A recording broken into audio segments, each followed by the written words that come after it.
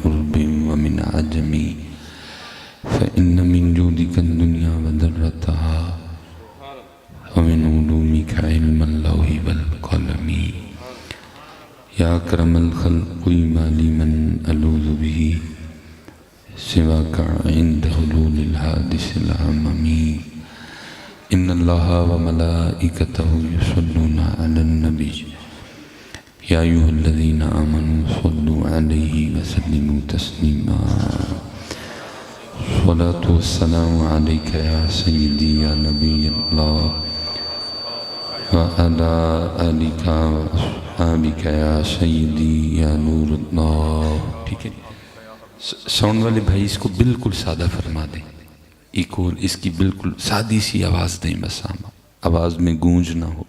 ماشاءاللہ کمال کر دیا آپ نے. ٹھیک ہے، ایک بار درود پاک پڑھا ہے، پھر کوشش کریں گے، لیکن کوشش اب اس انداز سے کرنی ہے کہ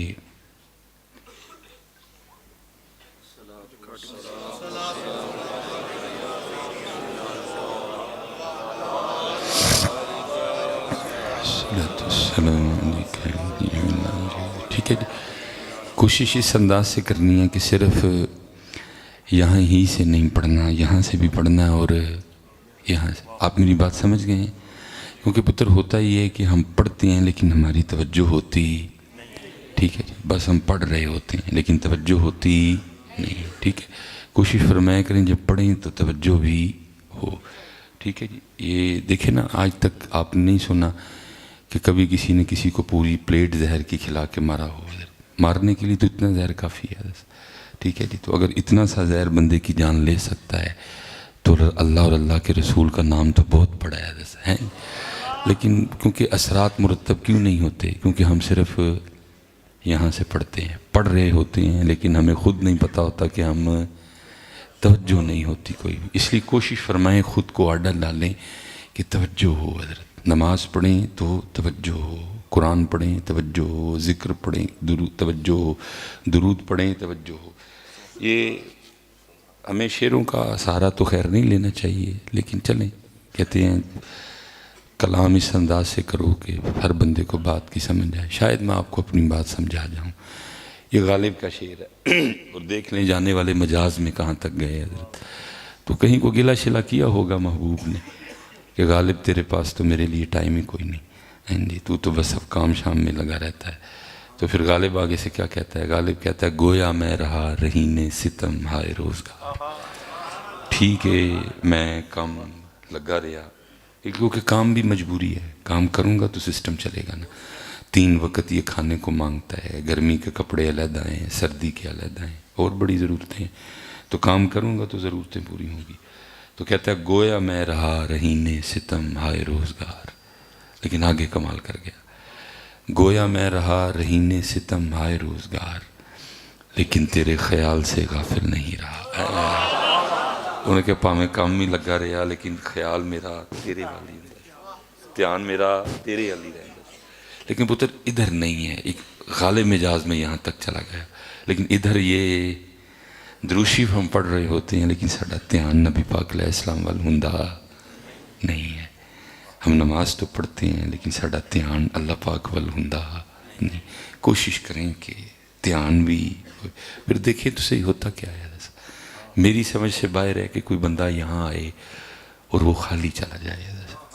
میری سمجھ سے باہر ہے. دیکھیں نا ہمارا حقیقی سٹیٹس کیا ہے. باقی جو مرضی آپ خود کو سمجھیں وہ آپ خود ہی سمجھ رہے ہیں، یا میں خود کو جو مرضی سمجھوں وہ میں خود ہی سمجھ رہا ہوں. حقیقی سٹیٹس ہمارا یہ ہے، یا ایوہ الناس انتم الفقراء الی اللہ، اور لوگوں تم سارے ہی اللہ کے فقیر ہو. یہ جو ہم نے اپنے ناموں کے آگے اور پیچھے لگا رکھا ہے یہ ہم نے خود ہی لگایا ہوا ہے. ہمارا حقیقی سٹیٹس کیا ہے کہ ہم سارے اللہ کے فقیر ہیں. آنتوں میں پخانہ ہے، مثانے میں پیشاب ہے، بولے تو اکثر منہ سے تھوک گرتا ہے. ٹھیک ہے جی. ناک سے کیا ہمارے بہتا ہے، پھیپھڑوں میں بلغم ہے، رگوں میں خون ہے، بنے ہم مٹی سے ہیں. یہ جو ہم نے اپنے آگے پیچھے لگایا یہ ہم نے لگا رکھا ہے. باقی ہمارا سٹیٹس کیا ہے؟ فقیر. باقی ہمارا سٹیٹس کیا ہے؟ مان جاؤ گے تو موج کرو گے، نہیں منو گے تو بے نیاز. من جو گے تو موج کرو گے، نہیں منو گے تو بے نیاز ہے۔ اور پھر پتر جس نے بھی موج کی ہے اس نے فقیر مان کے موج کی ہے، اس نے فقیر مان کے موج کی ہے، جس نے اپنے آپ کو کچھ سمجھا۔ اس لیے وارث شاہ کہتے ہیں چوڑیاں والیاں ناز وخاون تے دور نکالیاں جاون، چوڑے والیاں ناز وخاون تے دور نکالیاں جاون، چکڑ پریاں عجز وخاون تے قرب حضور پاون۔ میری سمجھ سے نہیں کہ بندہ اس گھر میں آئے اور خالی چلا جائے۔ ایک وجہ تو یہ ہے کیونکہ حضرت صاحب یہاں مصلی کی خدمت میں نے بھی 8-9 سال کی ہے، ٹھیک ہے جی، پھر اب تو صرف ممبر شریف ہے، تو مصلی کی خدمت میں نے بھی 7-8 سال تقریباً 9 سال میں نے بھی کی ہے حضرت، اور کیونکہ پیر خانے کی طرف سے تھا یہ سلسلہ تو اس لیے اذان کی ڈیوٹی بھی میری ہوتی تھی حضرت، اور پھر ظاہر ہے سنتوں کی بھی پابندی رہتی تھی، تو پھر اکثر و بیشتر میں تقریباً 3-4-5 منٹ پہلے بالکل فارغ ہو کے نا میں مصلی پہ بیٹھ جایا کرتا، اور پھر میں نمازیوں کا مسجد میں آنا دیکھتا تھا، یہ مسجد چی آن ڈائے جنہ قدر صاحب سینہ چوڑا ہو سکتا ہی کیتا ہوں سی، اور پتہ نہیں رستے جو کوئی تھی سریہ لے کے دے پا لیندے انج تون کیتی اور آ کتے رہے نے اللہ دے کارج۔ یہ تو شکر ہے پتر نکالتا نہیں ہے کیونکہ اس کے محبوب کی امت ہے، نہیں تو ایک ایک کا نام لے کے اٹھا دیا جائے، چل سلیمان نکل ادھر سے، تجھے تو ہمارے گھر میں آنے کے آداب نہیں آتے ہیں کوئی۔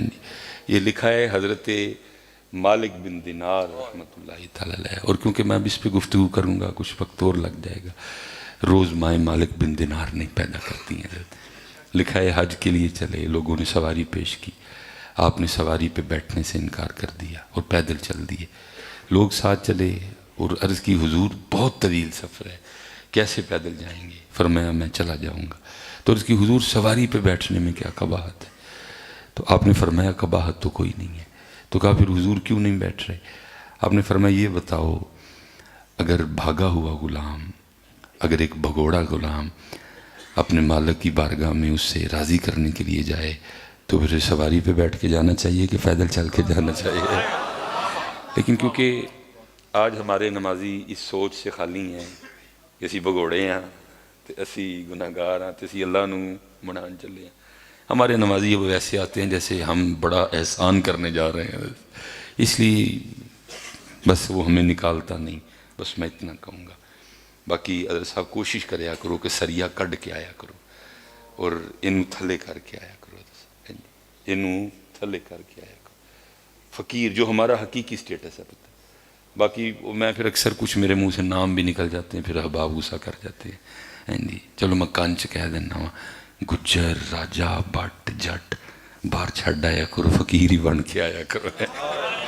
اور جس دن آپ فقیر بن کے آئیں گے تو پھر جھولیاں بھر کے لے کے جائیں گے۔ میں دیکھیں نا، میں نے کہا ہمارا حقیقی سٹیٹس کیا ہے کہ ہم فقیر ہیں، ہم فقیروں کے گھر اگر کوئی مہمان آ جائے، مہمان اگر گرمی کا ہے تو آتے ہی روح افزا جامع شیریں